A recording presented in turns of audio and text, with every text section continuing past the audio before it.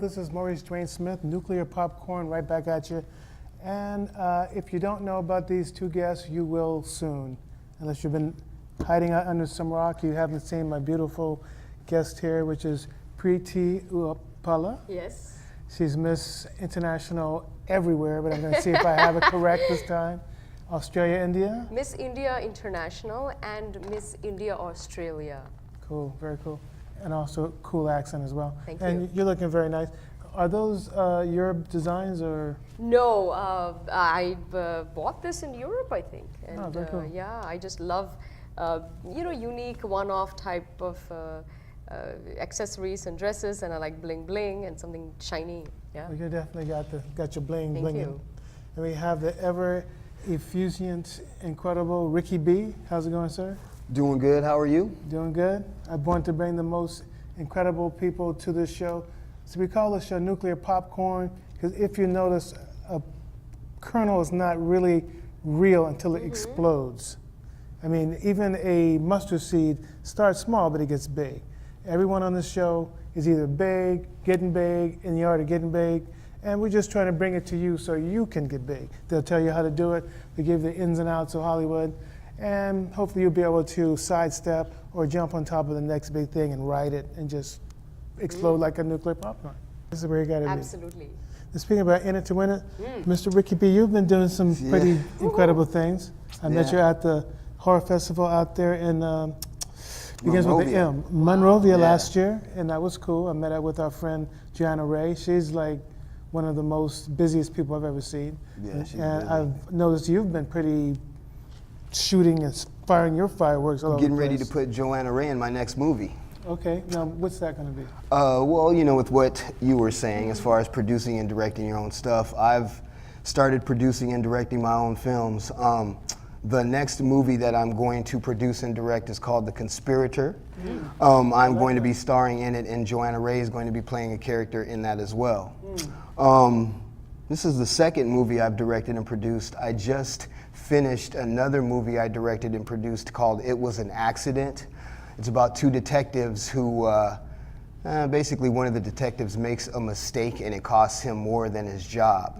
Reason why I'm plugging that is with everything that's going on today now with police, my movie I put on Amazon, it's totally doing well. Like within the last couple of weeks, because of everything that's going off in the news, my movie's streamed like about another 400 minutes or something. Like I think I was at like, because the way Amazon works is you get paid off of streaming minutes. So I was at about 20. Yeah, I was about 20 something minutes. The movie is 10 minutes and 57 seconds long. So at 22 minutes, I believe 2 people rented it.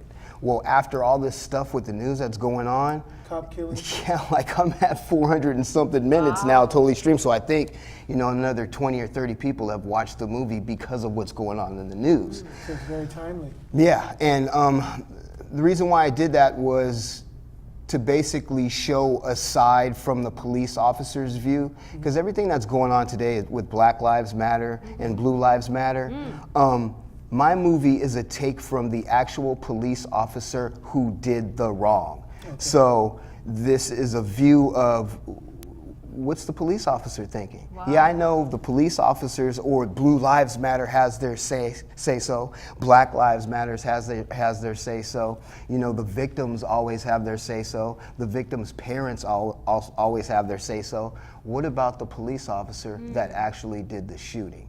So this movie is a viewpoint from there. Totally and I think different scenario. Yeah, and I different think angle. And I think that's one of the reasons why it's doing well is because it's from that angle. It's from the actual officer that, I guess I'll say committed the crime. We also taboo. You look at it from the horse's mouth and see what he's saying. Yeah. Good or bad. And the reason why I started producing my own stuff is being at that Action on Film Festival where I met you. Dale Weston, who is the creator of that, he said, Richie, why don't you start doing your own stuff? And, being an actor out there, trying to find my own gigs, I'm doing pretty well. I mean, getting gigs on my own, but I'm noticing that because the ball is in my court now, I can make the money that I want to make. I can go ahead and put it on Amazon. I can go ahead and try to get my movie on Netflix. I can go ahead and try to get my movie monetized on YouTube. I don't have to worry about someone doing that for me. Right. So that's one of the things that, as actors out there, we need to jump on the opportunity to do this stuff on our own. Because somebody out there might see us and hire us, or like I'm trying to do, make money on my own film. But what's just exciting about it is the process. I've never directed before, so dealing with actors was something that I needed to understand and come to grips with, being able to deal with a person like myself. We've got excuses. We've got... Quick question. Yeah. Now you're saying actors have a lot of excuses. Now what about the person that's not on that level yet to be beset with the excuse mode, the one that hasn't quite become an actor, and they're like, man, he's producing. I haven't even started acting. What's your advice on how to get into the business in the first place, and then once they get into it, become a director? What should the skill set dynamic be to become a Ricky B or to become a Preeti? Well, based on personal experience, I started doing background work. So I started at Central Casting like everybody else, and got in doing background. Got my 3 SAG vouchers doing background, joined the Screen Actors Guild after I got my 3 vouchers, and slowly but surely started booking, under 5 lines from there. So I would recommend anybody that's getting a start, just start off doing extra work, but start off at Central Casting. Reason why Central Casting is the major, I'll say, casting company for all the films and all the movies out here in Hollywood. Like Central is the major extra casting, yeah. So if you don't know anyone, that's a great start.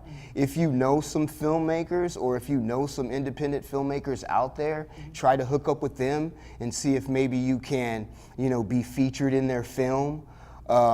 If there's any individuals that you know that are thinking about doing a film and need someone to help them, whether it be do the camera or help write or pick up trash, any way to volunteer and just be a part of any set is a good way to get started, because out here in this business, we all pretty much do everything.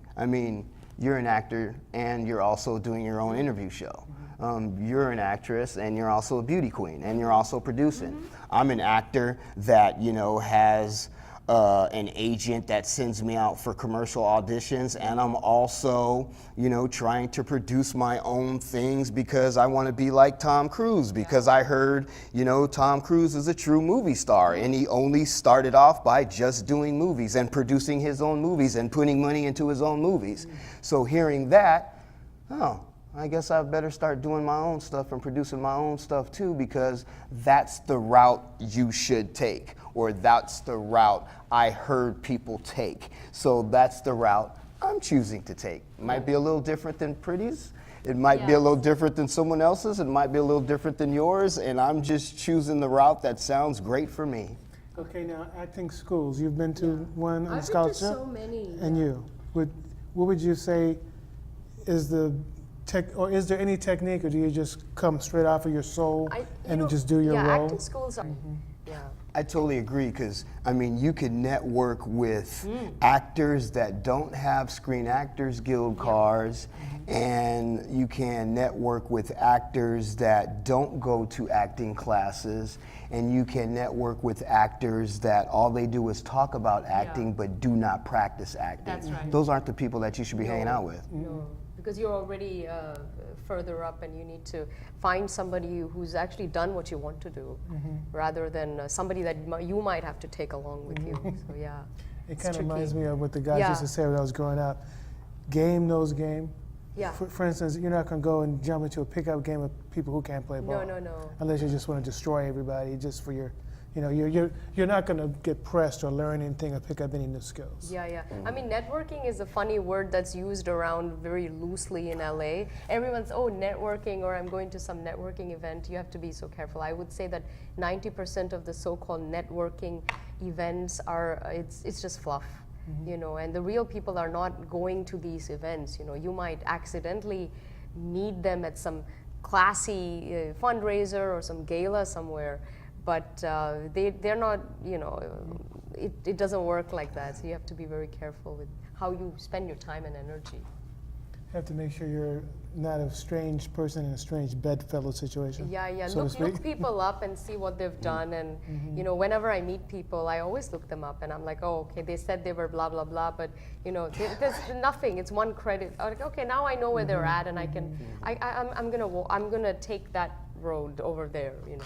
And upcoming professional. Well, I can help you with that. I work with someone that we get along. We have the same kind of vision. Miosha Bean is just someone that I connect with. That's why I work with her. That's why we produce and direct and shoot together. I can't explain it. It's just one of those things where we just click. So that's why I work with her. That's why I will continue shooting with her. Yes. That's why she is my cinematographer for my movies. I can't really explain it, but when you have that connection or you have that rapport with someone, you just have to go with it. It's made, it's done. Like, stick with it, because it's rare. I lucked out. It's rare to find. I think even it's worth it. Yeah. Cool. So. And make sure they know what they're doing. Yes. Like my director storyboards. She knows what she's doing. That helps me out a lot. There's tons of cinematographers out here that don't storyboard. Now tell people what you mean by storyboard. Storyboard is you basically create the story through illustrations. So what she does is she storyboards every scene. So if there's 10 scenes in a movie, she will illustrate every scene and put it in a storyboard, or put it on a board with pictures of every scene.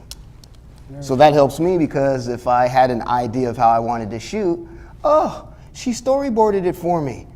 Thank you, Miosha. That's what I was looking for. So that's what's great about having someone that's on the same, you know, plane as you, because she creates a storyboard that came out of my head, and I didn't even tell her anything. That's sweet. So, you know, and it makes my job a lot easier, because I don't really have to do so much explanation to the actors. They can just look at the storyboard and say, oh, okay, that's where I'm going to sit. Oh, okay, that's where I'm looking. Let's go. Now, I've done. What about you? What's your? I'm a big action adventure. I love special effects. Yeah. So, I guess, you know, my genres would be action, and the next one horror. Like, I'm a good. I like a good horror story with good special effects, something that can scare me, or something that can make me go, oh, because I know it's fake. So then, if they did it and made me believe, then I know it's some really good work. So I really love horror. Love horror films. So now, are you ever? I saw one of the films that you made, which I was thinking kind of remind me of something that I would imagine Rod Serling would do. The I forgot the name of it. With the hard requittals one? The one where the guy had a revenge for the caretaker of the school. Hard requittal. Yeah, yeah. That was more of a. I guess it was a horror thriller, more of a thriller story. But yeah, I think the horror in that writing was more of. Hitchcock? Yeah, it would be horrific sitting there knowing that some guy is getting ready to murder you and you can't move and do anything about it. I think that's what the horror was in that, was the guy was basically paralyzed while this guy's sitting there having this conversation with him. Methodically breaking it down. Yeah, so you're going to start feeling stage 3 of this, and then you're going to start losing all voluntary, you know, by the way, this and that about your wife. I did it, I know, you know, it's like, it's cold-blooded, you know. God. Yeah, so it was more psychological than anything, you know. Yeah. So Love it. I just enjoyed doing that.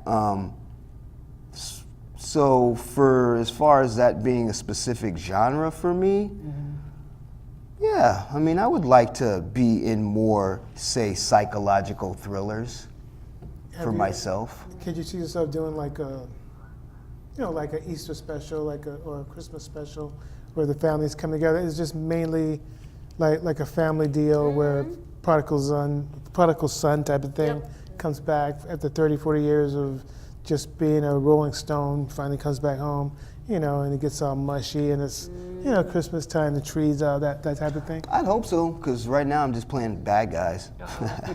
Well, I guess that's the, what's that called? My niche, my... Look at De Niro. He was always kind of like the bad guy. Yeah. Now he's like The cute grandfather or Right, the right. father. Yeah. Funny Yeah. guy. Yeah. the Fockers. He's very good at that, though. Yeah, he Yeah. is. Good with comedy. Yeah. Who do you want to affect? Is there a particular focal point of your work that you send it out and just try to hit that needle in the haystack of humanity? It's like, this is who I'm talking to. Who's the main, I know you want to hit as many people as possible, but who's the main vein that you inject your work into, that you seek? For me, Hollywood has always been a platform to do my life's real work, So for me, I think my life purpose is to inspire and empower people through my work and my presence. So it's very specific. It's just, it's a great platform for that, to be on the global stage and do that. I've always thought the ideal person that would, watch my stuff or listen to me and would be touched by it is anyone who's a sincere seeker. This is more spiritual, I think, than just looking for entertainment. Someone who's asking deep questions of their existence and why they're here, what is their purpose, all that existential stuff. And they're genuinely seeking for it. If they find me, they will find some nuggets of truth there, and they will be inspired to take the next step. That's like really on the deeper level.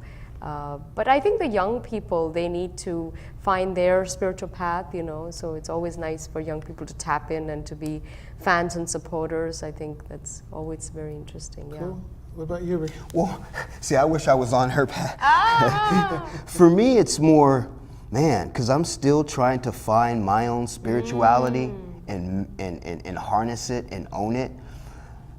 I'm just out there to entertain right now, man. Like, Let me put it really. like this. You're literally a person who still plays ball. So everyone has their own shot, whether it's that 3-point, that bank shot. When you come down to do your film, are you looking to find people who want to see you finger roll it off the backboard, fall away with 10-footer, people in your face and at the buzzer? I'm all about the slam dunks in your face, baby. I love it. Just straight up boom. Yeah, just give it to you raw and emotional and take it as it is. And if you enjoy it, fine. If you don't, go ahead and hate me too, because that's the idea. I feel you. So now let's get down to nitty gritty because we're almost out of time. Give me some of your next work projects. Let me see. I'll just go ahead and plug my Because you website. just told us about the upcoming deal that you're doing. If you go to www.richjacobs.com, you'll see all my acting stuff on there. Recently, I just finished, like you said, Hard Requittals, just finished It Was an Accident. I'm also playing a drug dealer in a movie called Savasana coming up this year. I'm also a mobster in a movie called The Matadors with Eric Roberts. That's going to be a big one for me because it's going to be in November, a bunch of major players. That's going to be probably my one film with a lot of lines with major players that people go, oh, that's Richard Jacobs. This might So be that's your ship. it might be the break. Well, might you know be. what? I just hope that you keep blowing up, and when you do get that Emmy, make sure you come back here and be on Nuclear Popcorn For with sure. the Emmy, and I'll even spit shine it. For sure, man. All right.